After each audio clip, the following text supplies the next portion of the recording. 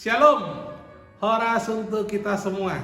Kiranya sukacita dan damai sejahtera selalu melingkupi hati kita masing-masing. Mari kita berdoa. Damai sejahtera Allah yang melampaui segala akal itulah yang memelihara hati dan pikiran saudara-saudara sekalian dalam Kristus Yesus Tuhan kita. Amin. Firman Tuhan untuk kita pada hari ini Jumat 1 Mei 2026 diambil dari 1 Timotius pasal yang kedua ayat yang ke-5. Demikianlah firman Tuhan. Karena Allah itu Esa dan Esa pula Dia yang menjadi pengantara antara Allah dan manusia, yaitu manusia Kristus Yesus. Ya, demikianlah firman Tuhan. Saudara-saudara yang terkasih dalam Yesus Kristus, hari ini saya mau memberikan khotbah soal pengajaran.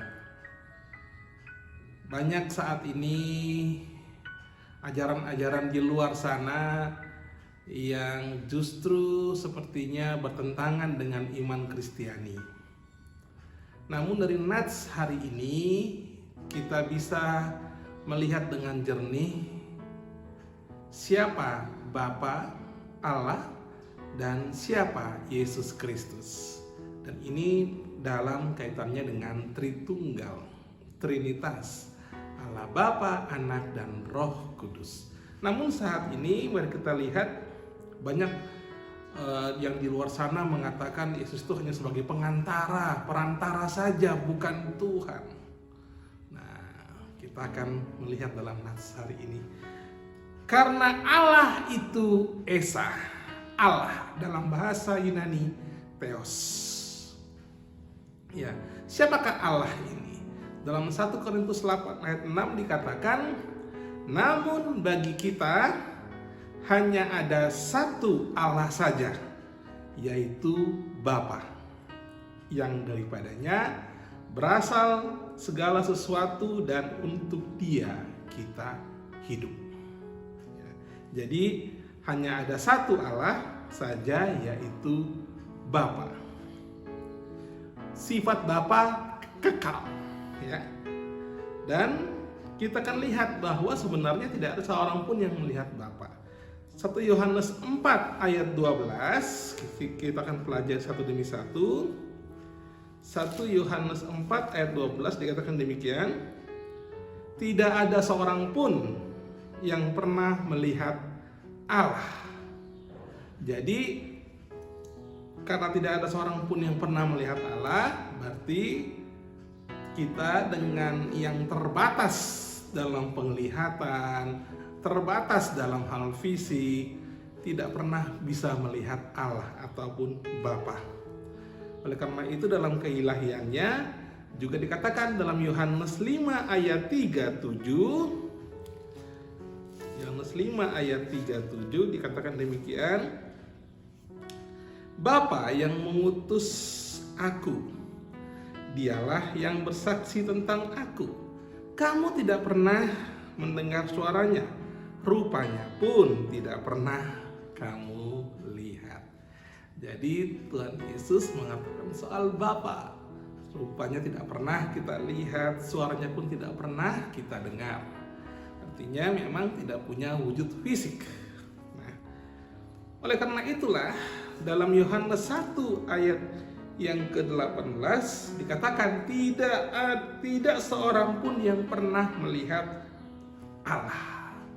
Jadi ditekankan di sini bahwa sifat Allah dalam keilahiannya itu tidak ada satu orang pun yang bisa melihatnya. Oleh karena itu, Bapa dikatakan di sini Esa. Kalau dikatakan Esa, maka dalam bahasa Yunani Esa itu adalah Heis, satu. Dalam bahasa Ibrani Ehad. Adonai Elohenu Shema Israel, Adonai Elohenu Adonai Ehad. Tuhan itu Allah kita. Tuhan itu Esa, Tuhan besar. Itu kalau dalam bahasa Ibrani itu berarti menunjuk pada Adonai ataupun Yahweh sendiri. Nah, kalau kita baca dalam Ulangan 6 ayat 4 dan Markus 12 ayat 29 dikatakan di sana, Sema Israel, dengarlah Israel, Adonai Elohenu, Adonai Ehad, bahwa Tuhan itu Allah kita, Tuhan itu Esa. Nah, kalau dikatakan Ehad satu, berarti sesungguhnya satu ini bukan berarti kata digital satu, tapi dia bermakna plural, bermakna banyak. Dalam Kejadian 2 ayat 24 dikatakan bahwa sebab itu seorang laki-laki akan meninggalkan ayahnya dan ibunya dan bersatu dengan istrinya sehingga keduanya menjadi satu daging. Dalam bahasa Ibrani basar ehad. Jadi kalau dikatakan basar ehad, satu daging, dagingnya itu satu, tapi dalam daging itu ada unsur laki-laki dan perempuan. Demikianlah juga dengan Allah. Kalau dikatakan Allah itu Esa, maka dalam diri Bapa ada firman. Itulah mengapa dalam Yohanes 1 ayat 1, pada mulanya adalah firman, dan firman itu bersama-sama dengan Allah, dan firman itu adalah Allah. Ia pada mulanya bersama-sama dengan Allah. Segala sesuatu dijadikan oleh Dia, dan tanpa Dia tidak ada sesuatu pun yang telah jadi dari segala yang telah dijadikan. Allah berfirman. Allah berfirman, jadilah petang, jadilah malam, Allah berfirman. Ya, jadi ketika Allah berfirman, firman-Nya itu yang menciptakan segala sesuatunya. Dan kemudian firman itu menjadi manusia. Yohanes 1 ayat 14, firman itu telah menjadi manusia, dan karena itulah dalam Yohanes 8 ayat 42 dikatakan bahwa kata Yesus kepada mereka, jikalau Allah adalah Bapamu, kamu akan mengasihi aku, sebab aku keluar dan datang dari Allah. Jadi firman itu keluar dari Bapa menjadi manusia. Itulah yang kita kenal dengan Yesus Kristus, Sang Mesias. Kalau dengan demikian, maka Yesus Kristus adalah anak Allah. Karena dia keluar dari Bapa. Segala sesuatu yang keluar itu adalah anak. Makanya Gunung Krakatau ketika dia sudah meletus hancur, muncul gunung lagi, orang menamakan anak Gunung Krakatau. Jadi dia anak Allah sekaligus Allah. Dan mengapa dia harus menjadi manusia? Karena dialah pengantara antara Bapa dengan manusia. Mari kita buka Ibrani 1 ayat 2. Ibrani, kitab Ibrani pasal yang pertama ayat kedua. Pada zaman akhir ini Ia telah berbicara kepada kita dengan perantaraan anaknya. Siapa itu? Yesus Kristus, yang telah Ia tetapkan sebagai yang hak menerima segala yang ada.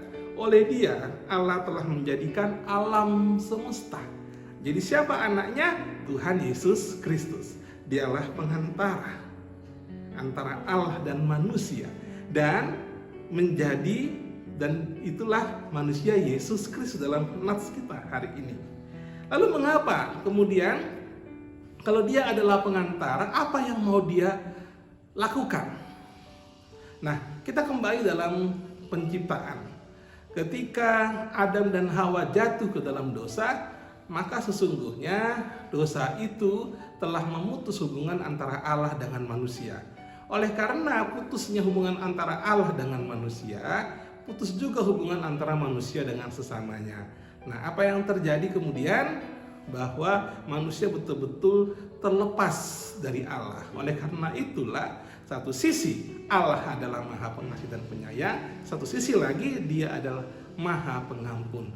Oleh karena manusia tidak bisa memperbaiki hubungannya dengan Tuhan, maka Allah sendiri yang turun menjadi manusia untuk membebaskan manusia dari dosa. Tidak ada cara lain, karena manusia tidak ada yang bisa untuk menyelesaikan dosanya sendiri. Maka Tuhan sendiri yang harus turun menjadi manusia, dia menjadi hamba. Dalam Ibrani 2 ayat 14 dikatakan demikian. Ibrani 2 ayat 14 saya akan bacakan. Karena anak-anak itu adalah anak-anak dari darah dan daging, anak-anak manusia artinya, maka ia juga menjadi sama dengan mereka dan mendapat bagian dalam keadaan mereka. Ia menjadi sama dengan mereka dan mendapat bagian dalam keadaan mereka. Artinya, apa yang dirasakan oleh manusia dapat Yesus rasakan. Jadi satu sisi dia adalah Allah, satu sisi lagi ketika dia menjadi manusia, dia juga bisa merasakan apa yang dirasakan oleh manusia. Makanya Yesus bisa menangis, dia juga bisa marah dan lain sebagainya. Bisa kita lihat di sana. Nah, kemudian mari kita lihat bahwa dia datang juga menjadi hamba. Dalam Markus 10 ayat 45 dikatakan demikian. Markus 10 ayat 45, karena anak manusia juga datang bukan untuk dilayani, melainkan untuk melayani. Artinya apa? Dia adalah hamba, datang sebagai hamba, dan untuk memberikan nyawanya menjadi tembusan bagi banyak orang. Nah, ini kemudian terrealisasi dalam, kalau kita baca dalam Filipi 2 ayat yang ke-6, 7 dan 8. Mari saya akan bacakan. Yang walaupun dalam rupa Allah tidak menganggap kesetaraan dengan Allah itu sebagai milik yang harus dipertahankan, melainkan telah mengosongkan dirinya sendiri dan mengambil rupa seorang hamba dan menjadi sama dengan manusia. Dan dalam keadaan sebagai manusia, ia telah merendahkan dirinya dan taat sampai mati, bahkan sampai mati di kayu salib. Itulah sebabnya Allah sangat meninggikan dia dan mengaruniakan kepadanya nama di atas segala nama, supaya dalam nama Yesus bertekuk lutut segala yang ada di langit dan yang ada di atas bumi dan yang ada di bawah bumi, dan segala lidah mengaku Yesus Kristus adalah Tuhan bagi kemuliaan Allah Bapa. Nah, saudara-saudara yang terkasih dalam Yesus Kristus, jadi kalau dikatakan Yesus adalah Tuhan, karena sesungguhnya dia adalah juga manusia, Mesias yang telah ditinggikan. Artinya kalau katakan Mesias itu kan keturunan Daud. Keturunan Daud itu manusia. Nah, jadi dialah keturunan Daud yang telah mati dan dibangkitkan, dan ketika dia dibangkitkan naik ke surga, dia menjadi Tuhan. Tuhan dalam bahasa Melayu ada Tuan. Tuan itu penguasa. Itulah mengapa dalam Matius 28 ayat 18 dikatakan, kepadaku telah diberikan kuasa dia di bumi dan di surga. Artinya dia menjadi penguasa atas segala-galanya. Dan karena itulah kalau kita lihat bahwa Tuhan Yesus itu adalah Tuhan. Satu Bapa, yaitu Allah kita, yaitu Bapa, dan Tuhan, yaitu Tuhan Yesus Kristus. Jadi bagi kita Tuhan itu Kyrios dalam bahasa Yunani, penguasa dalam bahasa Melayu, Tuhan, artinya bahwa dialah Tuhan itu adalah gelar kemuliaan sebagai Mesias yang ditinggikan oleh Bapa. Makanya dalam Kisah Para Rasul 2 ayat yang ke-36 dikatakan demikian. Jadi seluruh kaum Israel harus tahu dengan pasti bahwa Allah telah membuat Yesus yang kamu salibkan itu menjadi Tuhan dan Kristus. Jadi Tuhan penguasa segala sesuatunya dan Kristus Mesias yang telah dijanjikan itu, yang telah menjadi penyelamat umat manusia, sehingga dalam nama Yesus ada keselamatan, ada penebusan, Dalam nama Yesus segala sesuatu bertekuk lutut hanya dalam namanya. Itulah yang menjadi pengantara kita. Sehingga kemudian dikatakan, akulah jalan dan kebenaran dan hidup. Tidak ada seorang pun yang datang kepada Bapa kalau tidak melalui aku. Jadi teguhlah iman kita. Yesus adalah Tuhan. Dia telah mati dan dibangkitkan. Dia telah menjadi penguasa di surga dan di bumi. Oleh karena itu hanya dalam namanya lah ada hidup yang kekal. Berbahagialah kalau kita tetap menjaga iman kepercayaan kita saat ini. Walaupun begitu banyak kemudian serangan-serangan kepada iman Kristiani, namun kuatlah bahwa hanya dalam nama Dialah tidak ada keselamatan yang lain. Hanya dalam nama Tuhan Yesuslah ada keselamatan. Jadi berbahagialah kita, tetap teguh iman kita, kuatlah kita, dan biarlah hanya nama Yesus yang kita tinggikan dalam keseharian kita. Amin. Kita berdoa. Bapa dalam surga, terima kasih untuk firman-Mu hari ini. Kami bersyukur Tuhan kalau kami boleh bangun dalam keadaan sukacita, kami boleh menikmati pagi yang indah semua karena kasih karunia Tuhan. Terima kasih ya Tuhan Yesus. Kiranya Tuhan yang menyertai kami, dan firman-Mu hari ini memberi pengajaran yang indah untuk kami ya Bapa. Tuhan Yesus, Engkau adalah juru selamat kami, dan Engkau adalah pengantara kami. Biarlah Tuhan, Engkau juga adalah Tuhan kami, sehingga setiap segala sesuatu itu bertekuk lutut di hadapan-Mu. Engkau menciptakan dunia ini. Pimpin kami Tuhan untuk tetap teguh dalam iman kepercayaan kami, bahwa Engkau Tuhan Yesus adalah Allah dan juga sekaligus adalah anak Allah yang telah mati dan bangkit untuk kami, sehingga dalam nama-Mu lah ada keselamatan, ada penebusan dosa. Dan kami tidak bisa sampai kepada Bapa kalau tidak melalui Tuhan Yesus. Pimpin kami ya Tuhan, kuatkanlah kami.